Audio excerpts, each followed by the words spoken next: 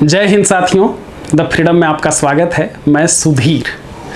अभी हम लोग कुछ दिनों से चर्चा कर रहे हैं लगातार दिल्ली में वायसराय पर जो बम विस्फोट हुआ था, बम फेंका गया था लॉर्ड हार्डिंग पर, और फिर उसके बाद लाहौर में, और इस सिलसिले में जो कुछ भी हुए थे, 4 क्रांतिकारियों को फांसी की सज़ा हुई थी वो हमने देखा था। और इस मामले में जो एक क्रांतिकारी को फांसी हुई थी, भाई बाल मुकुंद, उनकी पत्नी फिर किस तरह से साथ में उन्होंने अपनी जान दे दी, वो किस्सा और भी जो दूसरे किस्से जुड़े हुए थे, शशांक मोहन हाजरा का किस्सा वो हम लोग देख रहे हैं।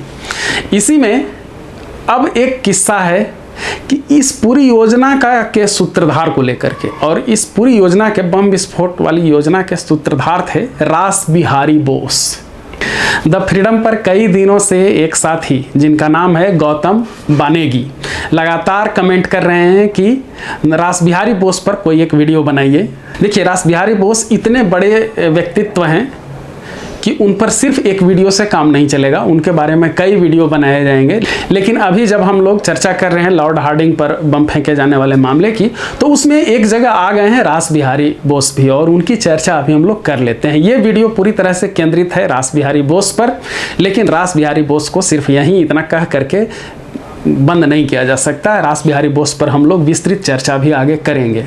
और दिलचस्प ये है कि इस योजना में जब दूसरे लोग गिरफ्तार हो रहे थे, लंबे समय तक तो किसी की गिरफ्तारी हुई नहीं।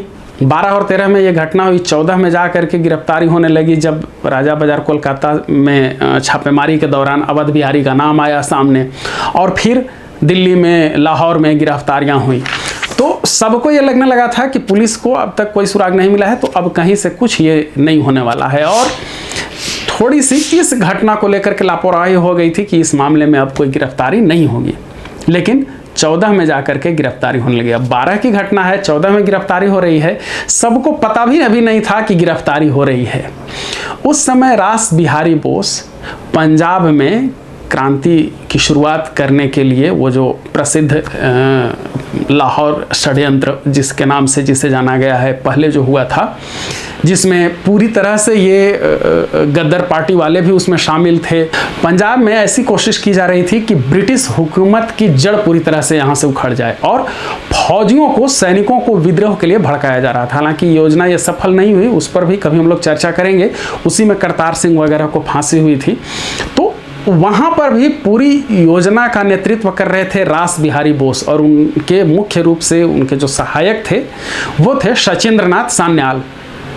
तो रास बिहारी बोस उस समय लाहौर में थे, और गिरफ्तारियां ज़बरदस्त तरीके से हो रही थी सब जगह।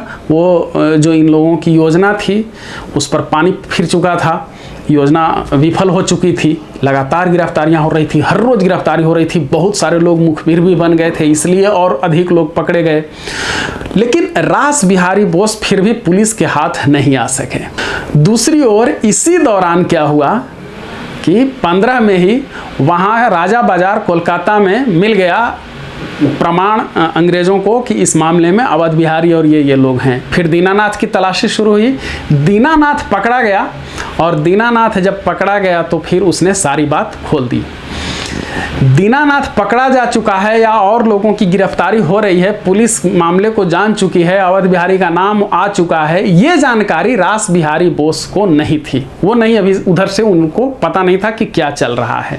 दीनानाथ ने रास बिहारी बोस का भी पता बतलाया था, लेकिन यहाँ हुआ ये कि दीनानाथ जैसे ही पकड़ा गया, उसी दिन डीएवी कॉलेज के हॉस्टल का एक लड़का आया, एक स्टूडेंट रास बिहारी बोस के पास, वो जानता था, और उसने बता दिया कि दीनानाथ पकड़ा जा चुका है, और सब कुछ वो हो सकता है कि पुलिस को बता दे। रास बिहारी बोस अतिरिक्त सतर्क रहते थे, इसलिए वो कभी पकड़े नहीं जा सके। उन पर बहुत अधिक इनाम रखा गया था। उस समय समझ लीजिए कि मोटा मोटी सभी क्रांतिकारियों से अधिक ही कह लीजिए उन पर इनाम रखा जा चुका था। 10,000 रुपये तक का इनाम बढ़ा करके सरकार कर चुकी थी जब वो भारत छोड़ करके जा रहे थे उस समय तक। तो रास बिहारी बोस को तो पकड़ने पर पुलिस ज़बरदस्त तरीके से लगी हुई थी।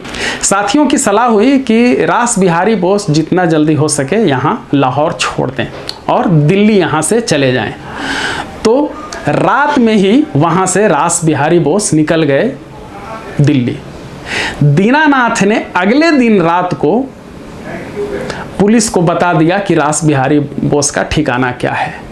वो स्टूडेंट और 2 और साथी इनको यहाँ से भगाने के बाद वहीं ठहरे हुए थे, सो गए थे। उन्हें लगा कि ये तो हम लोग अतिरिक्त सावधानी के तहत कर रहे हैं, ऐसा थोड़े ही है कि एकदम यहाँ पुलिस आ ही जाएगी या दीनानाथ बता ही देगा।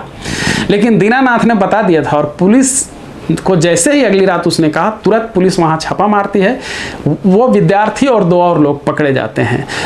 यह भी मैंने क्लियर एकदम मान लीजिए कि अगर एक दिन पहले, मतलब दीनानाथ जिस दिन पकड़ा गया था, अगर उसी दिन उसने मुंह खोल दिया होता तो रास बिहारी बोस भी संभवतः गिरफ्तार हो चुके होते। लेकिन उसने बताया एक दिन बाद। अब देखिए, रास बिहारी बोस यहाँ से चले गए दिल्ली। दिल्ली में उनके साथी कौन थे? मास्टर अमीरचंद। वो वहीं जा रहे थे ठहरने। दीनानाथ ने बता दिया था कि क्या क्या कैसे कैसे है। मास्टर अमीरचंद के यहाँ जैसे ही घर के पास गए तो देखा कि पुलिस उलिस है और नौकर जो है वो कहीं जा रहा है। तो नौकर को देख करके पूछे कि कहाँ जा रहे हो, क्या हालचाल है, मालिक कहाँ है? तो नौकर ने कहा कि बाबू अभी यहाँ मत आइए और घर पर तो एकदम ही मत जाइए, मालिक को पकड़ करके पुलिस ले गई है और वो थाने में बंद है, मैं उनका भोजन लेकर के जा रहा हूँ। देखिए किस तरह से रास बिहारी बोस यहाँ बच रहे हैं। वहाँ से एक रात पहले निकल गए, संयोग से एक स्टूडेंट ने खबर दे दी, और वहाँ से भी निकल के कहाँ पहुँचे? उसी केस के एक दूसरे अभियुक्त मास्टर अमीरचंद के यहाँ, जो सबसे बड़े माने जो 4 लोगों में फांसी हुई उन लोगों के प्रधान थे। और वहाँ पर भी गए तो फिर संयोग से कि चूँकि पहले नौकर मिल गया, ये बच गए। फिर वहाँ से रास बिहारी बोस अलग जगह पर चले गए और इस तरह से वो बच जाते हैं। रास बिहारी बोस ने जब ये देख लिया कि यहाँ ज़बरदस्त ढंग से खतरा है, तो जो भी उनके पास पैसे वगैरह थे, कलकत्ते में जहाँ तक के रेल का टिकट खरीदा जा सकता था, उन्होंने टिकट खरीदा, ट्रेन पर बैठे, चले गए कलकत्ता और वहाँ से सीधे चंदन नगर चले गए। फिर कभी पुलिस के वो हाथ दूर दूर तक नहीं आ सके। हमारे इस अभियान को जारी रखने के लिए जिन महानुभावों ने हमारी मदद की है, हम उनके प्रति आभार प्रकट करते हैं। धन्यवाद। अगर अब तक आपने चैनल को सब्सक्राइब नहीं किया है या आप नए हैं तो चैनल को सब्सक्राइब कर दीजिए। साथ ही दूसरे लोगों को भी प्रेरित करें कि स्वतंत्रता सेनानियों के किस्से, क्रांतिकारियों की कहानियाँ जानने के लिए द फ्रीडम पर आएँ, वीडियो देखें, दूसरे लोगों के पास भी फॉरवर्ड करें ताकि अधिक से अधिक लोग समझ सकें। धन्यवाद साथियों। जय हिंद। इनकलाब जिंदाबाद।